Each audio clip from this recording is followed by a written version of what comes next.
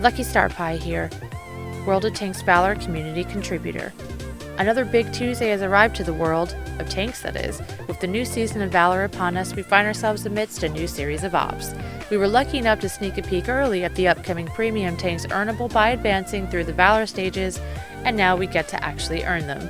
As the new year progresses, Wargaming has yet to let us down, and has also released 2 articles in the official Wargaming forums on 2 tanks and what they found out about them and what was done about it.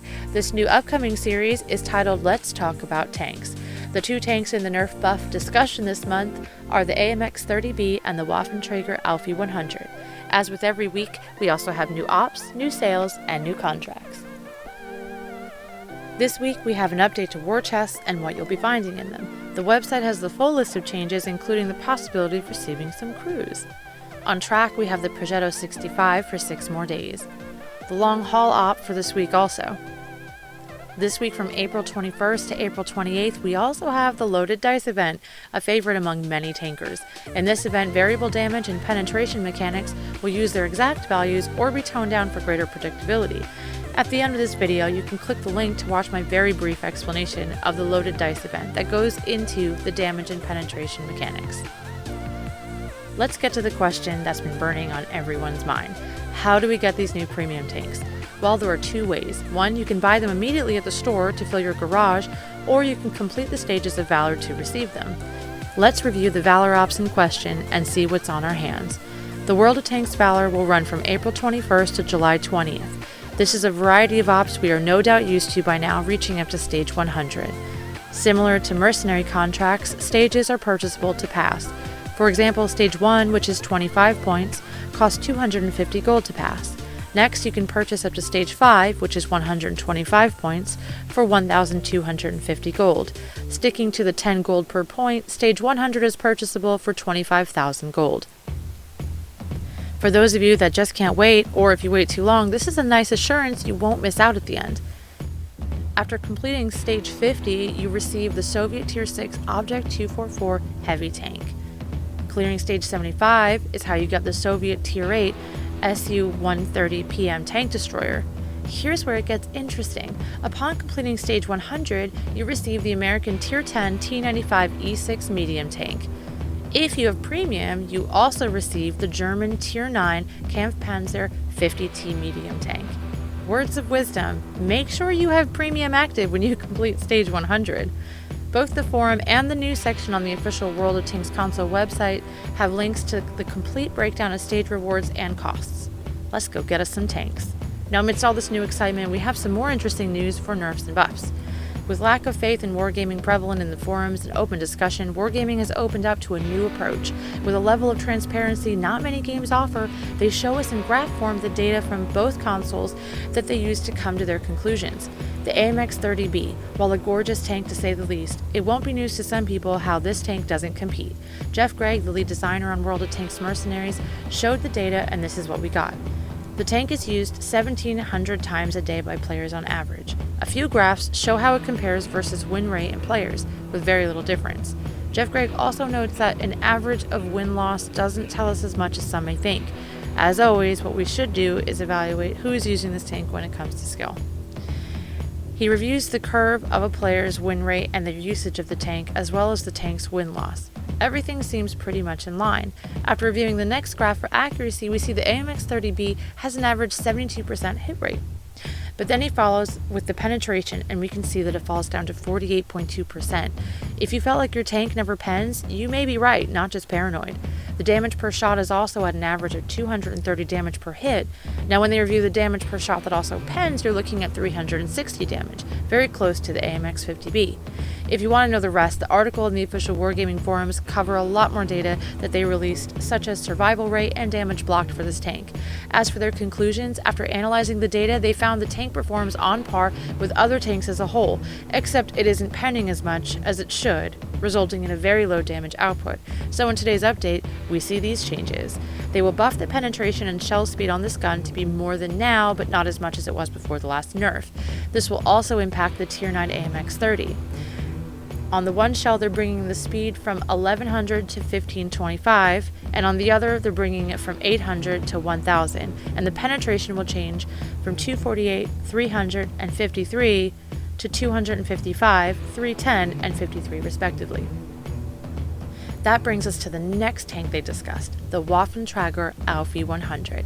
This tank comes with two packages with two very different guns, the stock 12.8cm Canon L61 or the upgrade package, the 15cm PAC L38. This tank is one tank that's very popular to play, and if you own one or have gone up against one, you know why. As for the packages, the stock package with the 12.8cm Canon L61 gun is used much more frequently than the upgraded package. When they reviewed the tank's win rate, it's at a solid 50%. When you review the win rate per package, the stock gun is 4% more likely to win. That may not seem like a lot for the average glance, but at a 4% higher win rate is a lot in World of Tanks. As Jeff Gregg explains the data, he points out that the data implies the tank is attractive to less skilled players. With the terror it reigns on the battlefield, it's no wonder everyone wants one. The win-loss rate compared to skill shows that this tank neither gives you an edge nor hinders your win-loss in any way. The two lines are almost completely identical. As is pointed out, if you're at a 55% win rate, you will stay at a 55% win rate. Next, they break down the packages and compare. The package with a 4% win rate increase has higher pen, lower damage and DPM, and higher burst damage. With a vague 75-ish% accuracy, we can see the tank has pretty good accuracy. When they broke that down by package, you can see the stock package is just more accurate. When reviewing shots that pen, they noticed it was pretty low for a tier 10. Upon examination, they found the second package is actually dragging down its stats. Yet, when looking at the package average damage per shot, the stock gun is lower as expected, but also has a more consistent line. They have several looks comparing the packages to conclude the second package is underperforming despite the whole data saying the tank is balanced. Note of interest, the tank survival rate is low for a tier 10, and I can't help but wonder how many tankers other than myself focus fire the waffles. Overall, they show that if you're using the upgraded package, your chances for survival drop by almost 6%. That's huge. Another interesting point they show is that the only tanks that move less are SPGs, which makes sense since it is a snipey tank destroyer. To view all the graphs that Jeff Gregg released, just visit the Wargaming forums. The super team then took all this data and outlined for us the changes they are implementing today. On the 12.8cm Canon L61, they're reducing the clip size from 6 to 4. They're also decreasing the reload from 60 to 48. This will change the DPM from 2,878 to 2,488, and burst damage will change from 3,360 to 2,240. And for the 15cm PAC L38, they will increase the clip rate from 20 to 30, that's 2 seconds to 3 seconds. They'll decrease the clip size from 4 to 3, decrease reload from 50 to 40. This will change the DPM from 3,052 to 3,068, which is only a marginal increase, but it also decreases the burst damage from 3,000 to 2,250. Jeff Gregg even goes on to explain why these changes are believed to balance the tank out, such as how they don't touch the ammo stats, which then won't affect the WoT Trogir 6, and the better clip rate should allow it to fire more often with less exposure, potentially improving performance. Dropping the clip count reduces burst damage for the players going up against it as well. Sounds like a win-win for the waffle player and the tanker facing the waffle. We shall see how this plays out in the upcoming week. The model they used to compare against was the AMX 50 Foch 155. With similar gun choices, the AMX 50 Foch doesn't have the same issues in its stats. Jeff Gregg breaks down what the AMX has going on and how they tried to match the similarity between the AMX's package and bring the Waffles packages closer together in viability. So for the waffles out there, strap on your second packages and take her out for a spin. These changes will also make counting shots in a clip a little easier while waiting for the enemy to reload, as well as making the window to attack while they reload a little smaller. We shall see how this affects the battlefield. Now they need at least 5,000 battles as a sample pool in each tank to have enough data for new conclusions. Once they have that information, they'll report back in the forums with the results and what, if any, the next steps will be. At 1,700 games per day for the AMX and more for the Waffle, they should have the numbers by next week, but let's not be too hasty. Don't forget that this week is the Loaded Dice event, where you play with exact penetration and burn damage values. Probably should wait a couple weeks on that data. In final news, the new contract for this week is the Deadbolt, and on sale we have the Atomic Centurion. We also have the HMH AMX 1357 on sale. And bundled, we have some exciting packages on sale. If you didn't have all the combat cars, you're in luck, as the Tier 2 bundle with the Python, Kraken, Viper, Fox, Hornet, and Shark is currently available, as well as a few more deeply discounted bundles at 70% off that are worth taking a look at. On final sad news, the San Diego Comic-Con 2020 is canceled this year and moved to next year. If you already bought a ticket, you can receive a refund or transfer the ticket to next year. And in tanker news, TankFest 2020 is to be postponed from June until September due to the increasing impact of the coronavirus pandemic. On government advice, the Tank Museum has been closed to the public since Friday, 20th of March, and at present there is little indication to suggest that TankFest could safely go ahead in June.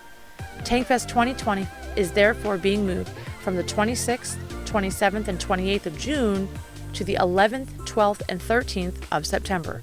The Tank Museum did say this: "We appreciate just how disappointing and disruptive this news will be for all of you. TankFest is the Tank Museum's most important fundraising event of the year, and we're very sorry to have to inconvenience so many of you." But don't worry, tankers, we can still purchase merchandise from their website store to help fundraise and support such a wonderful institution.